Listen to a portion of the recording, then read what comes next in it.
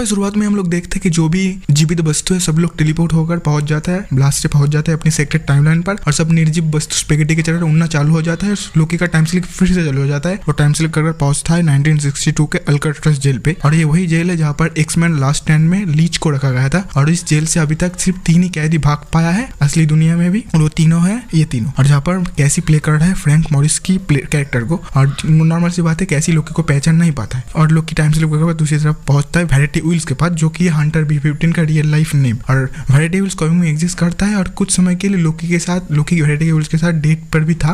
Lover नहीं था, एक अच्छी फ्रेंड थी लोकी की। वैनिटी वेल्स के पास एक सुपर पावर की थी, वो लोग सामने वालों की झूठ को पहचान सकता है। इसके बाद लोकी टाइम स्लिप कर पहुंचता है 2022 में डॉन के पास, मतलब मोबियस के पास, और यहाँ पर ऐसा कुछ खास नहीं होता।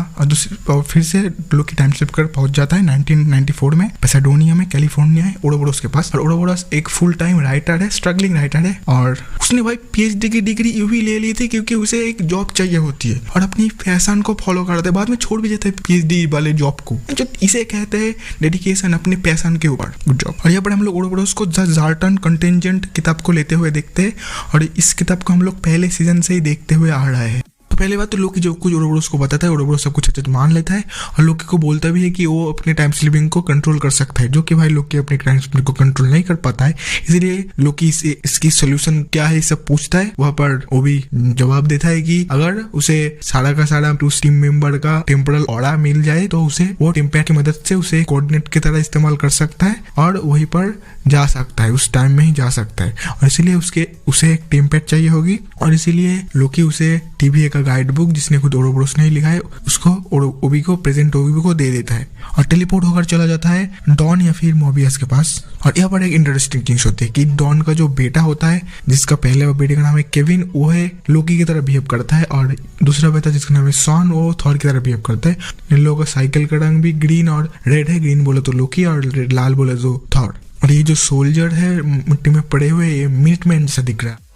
इस वक्त लोकी मोबियस को मनाने की कोशिश करता है, और मोबियस मानता नहीं, लेकिन उसी वक्त ओरोबोरोस अपनी टेम्पैड डिवाइस को लेकर ऊपर पहुंच जाता है और बताता है कि ये बनाने में उसको 19 महीने लगा है। और ये सब सुनने और देखने के बाद वो भी मान जाता है लोकी के साथ जाने के लिए, और लोकी अपने टीम को फिर से यूनाइटेड करता है सेल्बी को छोड़कर। और जब सेल्बी को लेने जाता है तब सेल्बी के साथ बाहर में एक कॉन्वर्सेशन में लोकी को ये रियलाइज होता है कि ये जो वो कर रहा है वो सिर्फ अपने खुद के फायदे के लिए कर रहा है, क्योंकि उसे एक दोस्त चाहिए होती है, दोस्त के साथ वक्त बिताना चाहता है, जो कि भाई देखा जाए तो सही है। लोकी को एक फैमिली मिला है, एक फ्रेंड मिला है, तो चाहेगा कि फ्रेंड के साथ वक्त बिताना। लेकिन फिर भी लोकी सोचता है कि ये जो कुछ कर रहा है वो गलत कर रहा है, इसलिए वहां पर पहुंच कर कहता है कि तुम लोग चले जा सकते हो अपनी अपनी यूनिवर्स में। लेकिन सेल्बी को बाद में पता चलता है कि लोकी सही कर रहा था, लोकी को यूनिवर्स को बचाना ही चाहिए, और इसलिए क्योंकि सेल्बी का जो यूनिवर्स था वो स्पेगेटी की तरह उड़ना चालू कर देता है, और इसीलिए सेल्बी टेम्पैड की मदद से फिर से